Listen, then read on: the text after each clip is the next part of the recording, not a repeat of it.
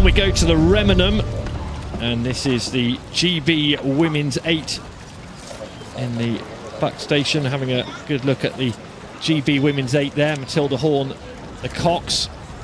Rebecca Shorten in the stroke seat in front of her. That's on the buck station. And then the National Training Centre, Australia, the Australian 8 on the Berkshire station. Rook, the Cox, Molly Goodman in the stroke seat. And this will be a tasty lineup. What's really interesting that, you know, yesterday with the Australian men's 8 kind of had a mix of the 8, the quad, the spare, and they came out and raced the British 8.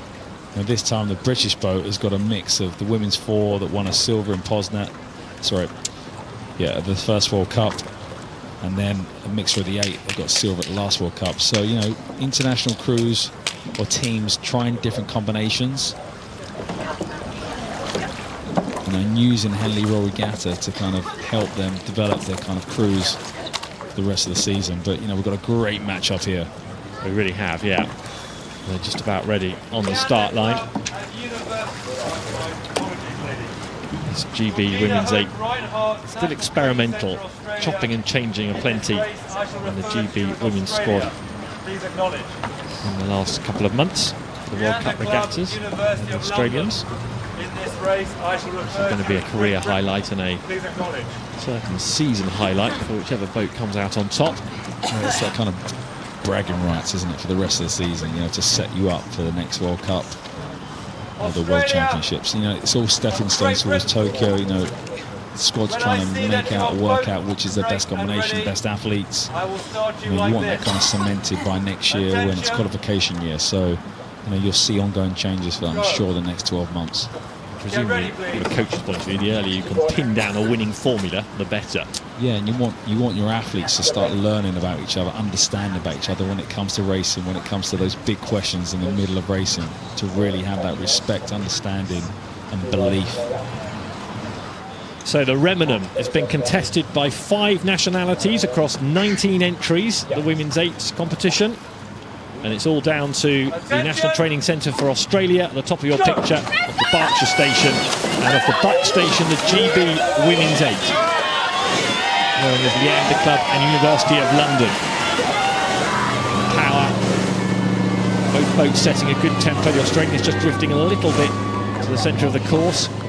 Matilda Horn in the GB boat, also aware of the pitfalls of Temple Island and that breeze that we've talked about blowing off Temple Island, but both crews have dealt with that pretty well. Very tough. Yeah, and in these big boats it is about that noise and power. You know, everybody moving in unison. 8 athletes sending down big puddles. Lots of power, trying to get out of the blocks quickly, but then get into that high cadence, that rhythm where they can really utilise that speed out of the blocks. Well, again, this could be a really special race coming up based on what we've seen in the first quarter mile. Matilda Horn there. Rebecca Shorten in the stroke seat. You've got Fiona Gammond, Holly Norton, Karen Bennett, Becky Girling, Holly Hill, Lady Catherine Douglas, as we ought to call her, and Anastasia Chitty. Not just Catherine Douglas. Lady. Interesting title there. I used to work with someone who bought a title called Lady. I don't know if you can do that still. Catherine didn't. She inherited it. I inherited it, but I've heard of people that do go and do that. But it's interesting. Quarter of a length down the GB boat. The Australians just putting a good shift in on the Berkshire station, taking the early initiative in this one. Stretching that to half a length. Good work from the Australian boat. Putting early pressure on the GB rowers.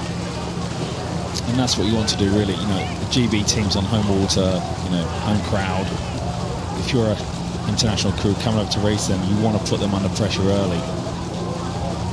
Take the advantage. Blade's getting close for a moment now. The umpire keeping a tight eye on what's happening. Seeing the launch behind the GB boat.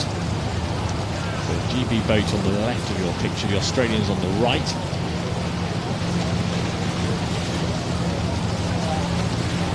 Approach the midway point of the race. Great Britain with some work to do. Yeah, they've got some work to do. It just looks a bit short. I wouldn't say the Australian boat looks clean. There's probably some more oomph going down in there. Quite central, haven't they? Actually, the umpire might be getting busy with that white flag in a moment.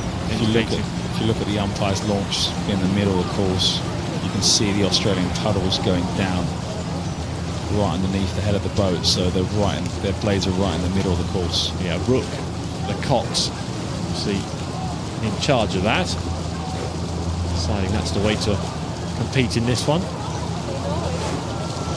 They've got a good length, the Australians. What have they left in reserve? Because there's a lot of rowing still to be done in front of the enclosures in the next couple of minutes. The GB boat have stayed in contact pretty well. And that's the important thing, is stand in contact with this side-by-side dual race, head-to-head. Is that you can't feed from lanes beside you. There's only one other crew, so you must stay in contact at all times, no matter what. Seeing how quickly a single sculls race can change. Just in that last one, with that Mahi Drysdale spectacularly winning in the last final. Well, this one, it's going to be more difficult to change the order, isn't it, with such drama? Yeah, with the boat of this size, it's much harder to change speed and have that sort of impact and come from that distance. And as you saw, the singles can slow so quickly as well, where the 8, you'll tend to hold speed a lot easier.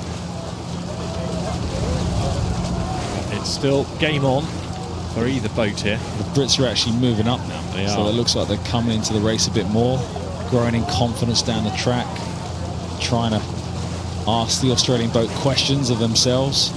Have they gone out too hard too early? Are they expending too much energy? Are they not moving efficiently enough? Just those little doubts in the back of their minds. It's going to be interesting to see how much the GB boat have got left, because they had a very tough semi-final against the University of Washington yesterday. They beat a Dutch boat in the first round on Friday for them. First round for them. And this GB Women's 8, how much energy have they got after what was a pretty gruelling encounter yesterday? But they have come back, haven't they? They're now just half a length down. And also sometimes those hard races toughen you up for the big finals. You get used to really digging deep. And if your recovery strategy is right, you've kind of experienced the depths of what you've got to go to cross that line first. So, if they can use that as a positive, they'll be using that as fuel now as they come up beside the Australian boat.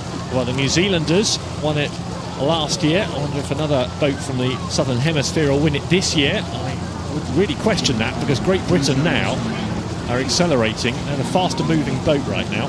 Yeah, they look like they're inching back on the Australian crew. It's going to be a really interesting finish to the race as they come into the stewards' enclosure. It's going to be interesting whether the Australians move now and not leave it to a sprint and close the door. If they don't, they might let the Brits back in. So, another fascinating tussle. The stage is set. Last couple of 100 metres in front of stewards. There's the Australian boat. You saw the Australian Cox have a glimpse across there. She wants more now. She doesn't want this to come to the line. She's asking that Australian boat to dig deeper, and they may have made the clinical move here. Responding well there. That glimpse across, knowing where the British boat were. She's asked her crew to react, to respond, close the door early, not let them come back and go to that sprint finish in the last 100 metres. So they had moved to within half a length, the GB boat, on the Australians, but the Australians had the response and they've pulled away, and it'll be victory for them by a length in the Remenham Challenge Cup here at Henley Royal Regatta, the National Training Centre of Australia, with 3/4 of a length to spare on the GB 8. We've had that move with a couple of 100 metres left, and there was a response from the Australians that they'd have been hoping didn't come. Yep, perfect race there by the Australians. So the Australians will be picking up the trophy. Yep, as they got off to a good start, got in front, dictated the race. The British boat had their moment of coming back. The Australians weathered the storm and then closed the door early. Didn't let the Brits get so close that they could use that grandstand of noise to bring them back up level. Closed the door early, and then a really tactical race there.